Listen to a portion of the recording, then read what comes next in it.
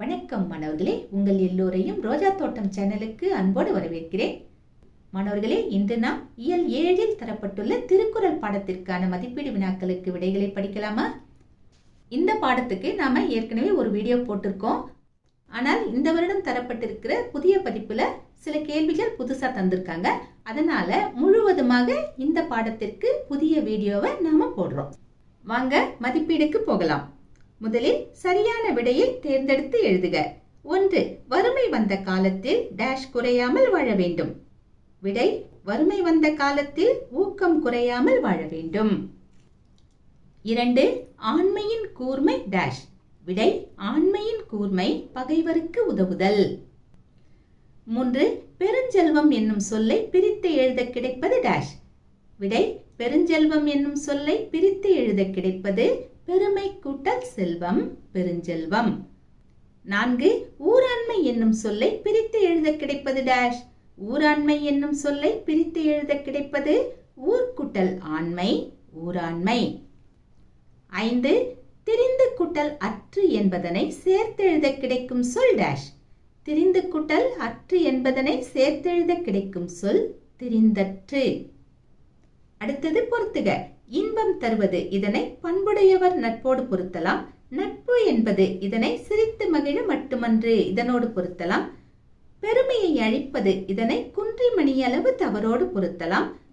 பணிவு கொள்ளும் காலம் இதனை செல்வம் மிகுந்த காலத்தோடு பொருத்தலாம். பயனின்றி அழிவது இதனை நற்பண்பில்லாதவன் பெற்ற பெருஞ்செல்வத்தோடு பொருத்தலாம். அடுத்தது பொருத்தமான சொற்களை எடுத்து எழுதுக. அடைப்புக்குறிக்குள்ள ஓமை, ஓமேயம், ஓம உருபு கொடுத்திருக்காங்க. இங்க கீழே என்ன கொடுத்திருக்காங்க? 1. நவில்தொறும் நூல் நயம். 2. போலும். 3. பயில்தொறும் பண்புடையாளர் தொடர்பு. இப்படி கொடுத்திருக்காங்க. அதாவது இங்க கொடுக்கப்பட்டிருக்கிறது ஒரு திருக்குறள். எந்த திருக்குறள்னா நவில்தரும் நூல் நயம் போலும் பயில்தொறும் பண்புடையாளர் தொடர்பு. இந்த திருக்குறளை தான் இப்படி பிரிச்சு பிரிச்சு கொடுத்திருக்காங்க. இதில் ஓமை எது, ஓம உருபு எது, ஓமேயம் எதுன்னு நாம எழுதணும். இந்த குறளோட பொருள் என்ன? நல்ல நூல்கள் படிக்க படிக்க இன்பம் தருவது போல பண்புடையவர் நட்பு பழக பழக இன்பம் தரும். இதுதான் இந்த குறளுடைய பொருள். இதில் நல்ல நூல்கள் படிக்க படிக்க இன்பம் தருவது இதுதான் ஓமை. போலங்கிறது தான் ஓம உருபு. பண்புடையவர் நட்பு பழக பழக இன்பம் தரும். இதுதான் வள்ளுவர் நமக்கு சொல்லக்கூடிய கருத்து. இதுதான் நாம ஓமேயம்னு சொல்லுவோம். இப்ப வாங்க விடை எழுதலாம். 1. நவில்தொறும் நூல் நயம். இது ஓமை. போலும். போலும் என்பது ஓம உருபு. அடுத்தது பயில்தொறும் பண்புடையாளர் தொடர்பு. இது ஓமேயம். அடுத்தது குருவினா. எது பெருமையை தரும்? சுருக்கமா சொல்லணும்னா பெரிய முயற்சி தான் பெருமையை தரும்.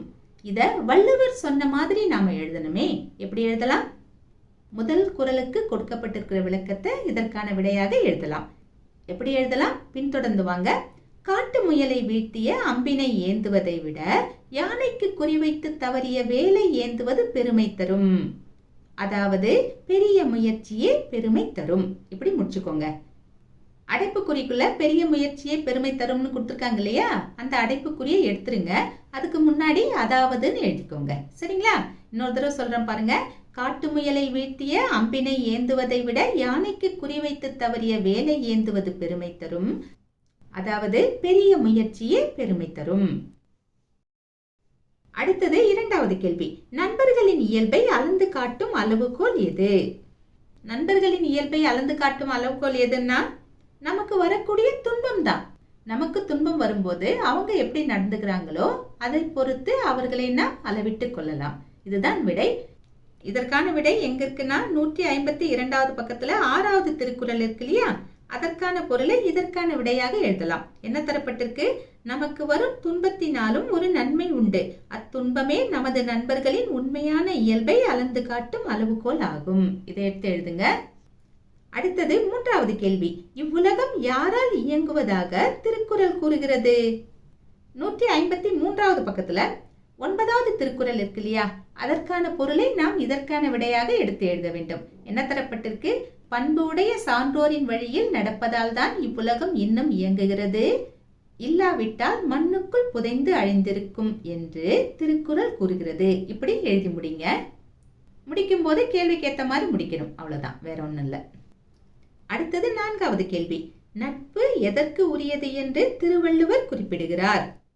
எதற்கு உரியதுன்னா, சிரித்து பேசுவது மட்டும் நட்பு கிடையாது. நண்பர்கள் தவறு செய்தால் கண்டித்து திருத்த வேண்டும். இதற்கு உரியது என்றுதான் திருவள்ளுவர் கூறுகிறார். இதற்கான விடை எங்க இருக்குன்னா 152வது பக்கத்துல 4வது திருக்குறள் இருக்கு இல்லையா, அதற்கான பொருளை இதற்கான விடையாக நாம் எடுத்து எழுத வேண்டும். எப்படி எழுதலாம்? நட்பு சிரித்து பேசி மகிழ்வதற்கு மட்டும் உரியது அன்று, நண்பர் தவறு செய்தால் அவரை கண்டித்து திருத்துவதற்கும் உரியது என்று திருவள்ளுவர் குறிப்பிடுகிறார். இப்படி எழுதுங்க. அடுத்தது 5வது கேள்வி. பிரிது மொழிதல் அணி என்பது யாது? இதற்கான விடை புத்தகத்துல எங்க இருக்குன்னா 45வது பக்கத்துல இருக்கு. இங்க கீழே பாத்தீங்கன்னா பிரிது மொழிதல் அணின்னு கொடுத்திருக்காங்க இல்லையா, அங்க தரப்பட்டிருக்கிற அந்த 2 வரிகளை நாம எடுத்து எழுதணும். என்ன தரப்பட்டிருக்கு? ஓமையை மட்டும் கூறி அதன் மூலம் கூற வந்த கருத்தை உணர வைப்பது பிரிது மொழிதல் அணி எனப்படும். இதுதான் இதற்கான விளக்கம். முதல்ல இந்த விளக்கத்தை எழுதிடுங்க. இது ரொம்ப சின்னதா இருக்கு இல்லையா, 2 வரிகள் தான் இருக்கு. நாம இதற்கான எடுத்துக்காட்டையும் எழுதினா விடை இன்னும் சிறப்பா இருக்கும். எடுத்துக்காட்டுன்னு எழுதுங்க. எழுதிட்டு முதல்ல தரப்பட்டிருக்கிற திருக்குறளை எடுத்து எழுதணும். என்ன தந்திருக்காங்க? கான முயலெய்த அம்பினில் யானை பிழைத்தவேல் ஏந்தல் இனிது. இந்த திருக்குறளை எழுதணும். இந்த திருக்குறளில் பிரிது மொழிதல் அணி இடம்பெற்றிருக்கு. அதற்கான விளக்கம் எப்படி எழுதணும்னா 153வது பக்கத்துல தந்திருக்காங்க பாருங்க, கட்டத்துல கொடுத்திருக்காங்க பாருங்க, பிரிது மொழிதல் அணி இப்படி கொடுத்திருக்காங்களா, அதுக்கு கீழே இருக்கிற விளக்கத்தை எழுதணும். எப்படி எழுதலாம்னா, ஒரு சின்ன மாற்றத்தோட சொல்றேன், பின்தொடர்ந்து வாங்க. முயலை வீழ்த்திய அம்பினை ஏந்துவதை விட யானைக்கு குறிவைத்து தவறிய வேலை ஏந்துவது பெருமை தரும் என்பது ஓமை.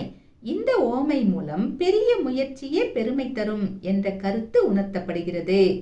எனவே இக்குறளில் உள்ளது பிரிது மொழிதல் அணி ஆகும். இப்படி முடிச்சுக்கோங்க, சரிங்களா? விளக்கம் மட்டும் எழுதணும்னா 45வது பக்கத்துல நாம எழுதின விளக்கத்தோட நீங்க நிறுத்திக்கலாம். எடுத்துக்காட்டும் எழுதணும்னா முதல்ல தரப்பட்டிருக்கிற திருக்குறளை எழுதணும். எழுதிட்டு இங்க கட்டத்துல கொடுத்திருக்கிற அந்த விளக்கத்தையும் எழுதணும். அடுத்தது படத்திற்கு பொருத்தமான திருக்குறளை எழுதுக.